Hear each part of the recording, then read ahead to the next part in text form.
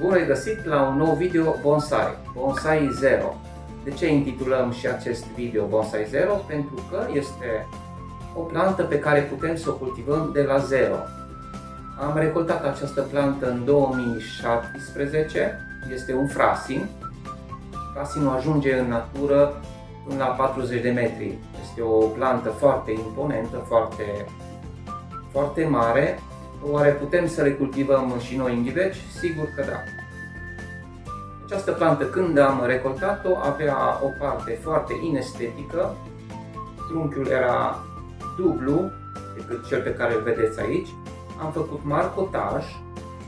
Odată cu marcotajul obținem un nebari, aceste rădăcini care merg circulare, merg în mod uniform, dar ce este cel mai important, că aceste rădăcini, fiind foarte multe, una lângă cealaltă, pe lângă faptul că se vor uni, vor crea acest nebari cât mai frumos, aceste rădăcini creează și conicitatea trunchiului. După cum vedeți, în această parte începe să se îngroașe trunchiul, să prindă această conicitate. Aceste ramuri pe care le vedeți aici sunt ramuri de sacrificiu. Am avut mai multe schimbări de estetică la această plantă și a trebuit să creez din nou ramuri noi. Deci aceste ramuri sunt de sacrificiu pentru a îngroșa structura ramurilor principale. Putem recunoaște frasinul prin forma frunzelor. Sunt frunze compuse. Dacă eu tai aici o bucățică,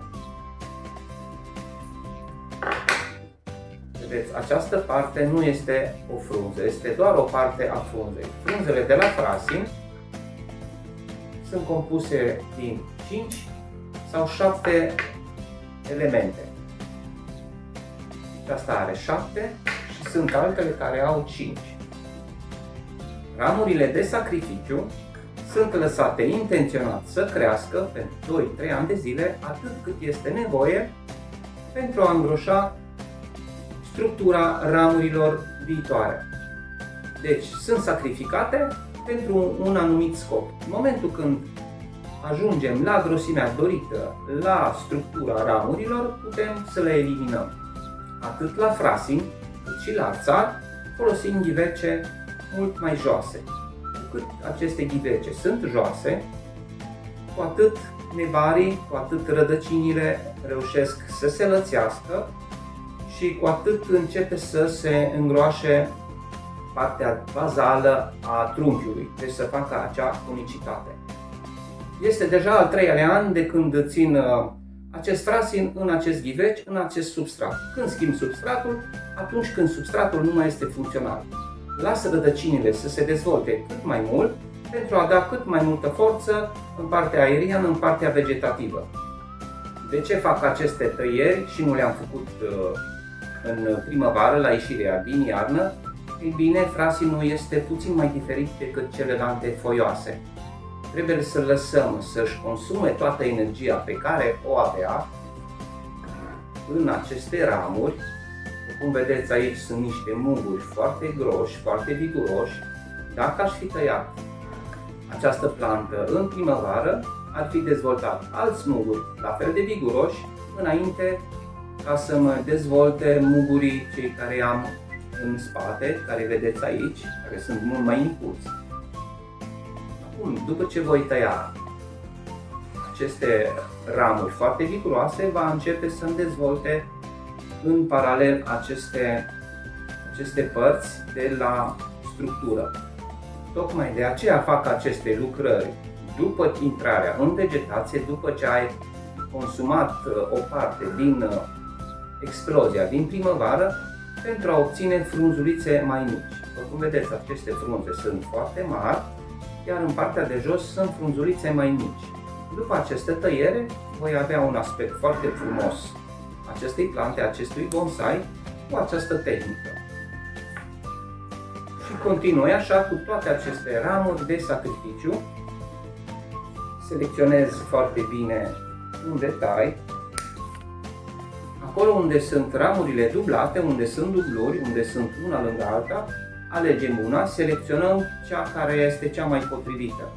De obicei alegem cele care sunt mai groase, dar în cazul meu am un internod mai lung pe ramura cea groasă și deci voi opta să las partea cea mai subțire. Partea din vârf a plantei o voi reduce semnificativ în raport cu partea de jos a plantei. Nu putem să avem o plantă aortică, trebuie să facem cât de cât echilibrată și această parte a fost o parte de sacrificiu. Totdeauna observăm foarte bine planta înainte de a tăia. Mai bine tăiem de 2-3 ori, reducând treptat planta, decât să facem o greșeală. După ce facem o tăietură, vom vedea altfel, vom vedea într-o altă manieră structura plantei. Deja arată mult mai bine, e drept, mai este mult de lucru la această plantă. Această plantă va trebui să fie cu frunzulițe mult mai mici, compactă. În următorii 3-4 ani de zile, probabil voi obține un aspect și mai plăcut și mai compact. Toate tăieturile care sunt mai mari de 5 mm, cele care ajung la 1 cm, trebuie să le izolăm cu un mastic cicatrizant. Este un fel de plastelină. Dacă nu găsiți acest tip de mastic cicatrizant în formă de plastelină, puteți să folosiți și plastelină, pentru că funcționează foarte bine. Le punem exact, facem biluțe și le așezăm chiar în tăietură pentru a facilita și mai mult cicatrizarea. E drept că se va descurca și singură planta să cicatrizeze, dar folosind aceste biluțe va fi mult mai ușor pentru plantă. Pentru a facilita și mai mult cicatrizarea, este bine să folosim o foarfecă concavă, una care să taie puțin în interior, pentru a facilita această cicatrizare. Am să vă arăt aici cum arată o cicatrice închisă foarte bine. Are forma unui ochi, dar cu timpul această cicatrice va dispărea complet. Pentru a crea un bonsai cât mai armonios, trebuie să ținem cont de niște criterii. Trebuie să avem un raport destul de echilibrat între trunchi și coroană. Nu putem să avem un trunchi foarte gros cu rămurele foarte subțiri și nici invers, ramuri foarte groase și un trunchi subțire sau o coroană prea mare pentru un trunchi foarte scurt. Ca de altfel nici un trunchi foarte lung cu o coroană undeva prea la înălțime și foarte mică. Când reușim să ne atingem obiectivul? Atunci când ieșim afară în natură, ne ținem bonsaiul nostru, acoperim ghiveciul și ne imaginăm un copac în natură. Dacă această imagine se apropie foarte mult de celelalte plante care sunt în jur, înseamnă că ne-am atins obiectivul. Și acum, dacă toți sunt aici la tăieri, să vă arăt și șoinul meu de cotoneaster, cum a crescut, cum s-a dezvoltat și poate unii dintre voi deja ați văzut video precedent cu acest șoin. Trebuie să fac niște tăieturi rapide, pentru că s-a dezvoltat destul de mult. Îl țin destul de strâns, nu vreau să pierd forma inițială. Acest cotoneaster, acest șoin este atât de viguros încât trebuie să tai de 2-3 ori pe an pentru a menține forma inițială, pentru a nu ieși din designul propus. Totdeauna tai foarte strâns, 1-2 internos. Prima dată las să linifice puțin ramurile, nu tai imediat, las să fie niște creșteri de cel puțin 5-6 cm. După cum vedeți, această esență are frunzele foarte mici.